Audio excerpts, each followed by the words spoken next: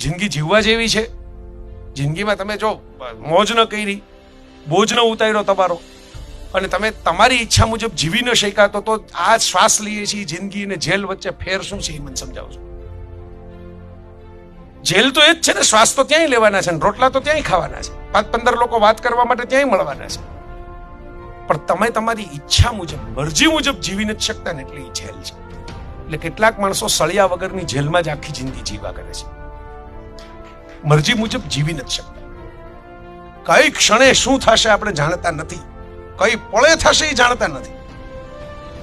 બરાબર. કોઈકના મૃત્યુ માટે સાયરસ મિસ્ત્રી પોતાની કારમાં ગયા હોય, એને કોને ખબર કે જેમના મૃત્યુ માટે આપણે જાય ત્યાં જ અમારા સમાચાર આવશે બીજે દિવસે.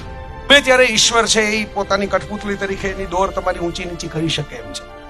એને પડકારો તમારે કરવો હોય પ્રકૃતિની, નિયતિની, તો એક જ પડકારો તમારી પાસે છે કે તમે કોઈને નડ્યા કનડ્યા દુખી કર્યા વિના તમારા કાંડે તમને પોસાય, આઈ રિપીટ, પોસાય એવી મજાઓ કરવાનું શરૂ કરી દો.